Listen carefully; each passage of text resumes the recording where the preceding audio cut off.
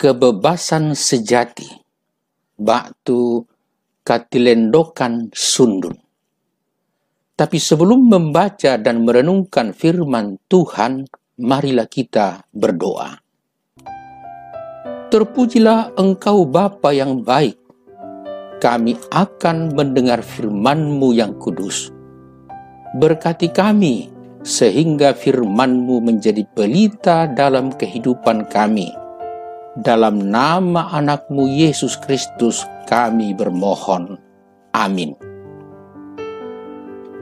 Saudara-saudara, firman Tuhan berkata, syukur kepada Allah oleh Yesus Kristus Tuhan kita. Amin. Rasul Paulus mengajarkan bahwa orang Kristen adalah orang yang sangat beruntung.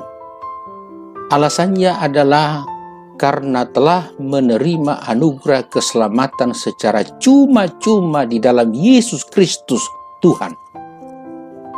Selain anugerah itu menyelamatkan, juga telah membebaskan setiap orang Kristen dari kuasa dosa yang membelenggu kehidupannya.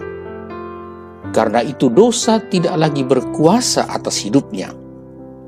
Dengan demikian, saudara-saudara, seorang Kristen adalah orang bebas, orang merdeka, orang yang tidak lagi terikat dan tunduk kepada hukum-hukum manapun yang membuatnya hidup terbeban dan terkekang.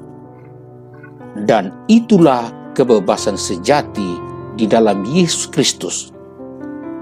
Penebusan dan pembebasan oleh Yesus Kristus, Tuhan ini, telah menjadikan seorang Kristen orang merdeka.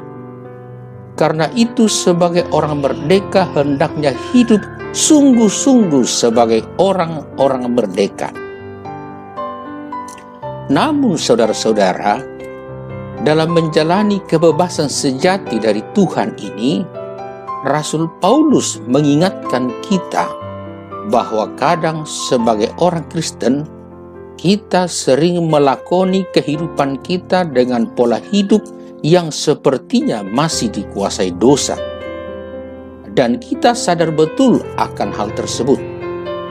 Kita tahu dan sadar bahwa sesuatu itu tidak berkenan kepada Allah. Namun justru kita lebih tertarik untuk melakukannya. Inilah yang menjadi pergumulan berat. Dan pertanyaannya adalah, apakah yang kita akan lakukan? Dapatkah seluruh kehidupan kekristenan kita jalani dengan bebas dan benar?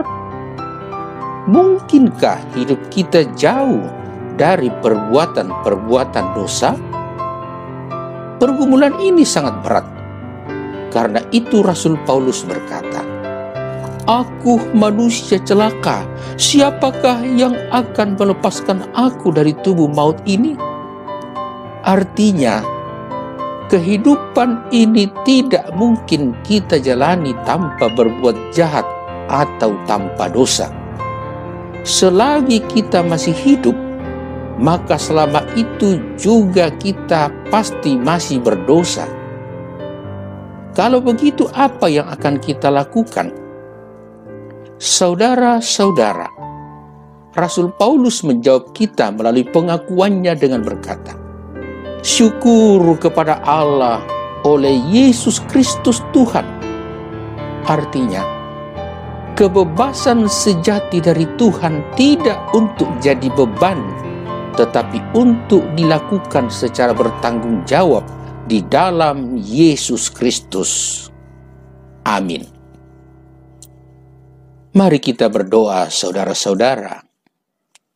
Ya Roh Kudus, firman-Mu mengajarkan kepada kami bahwa Engkau telah membebaskan kami dari kuasa dosa dan maut.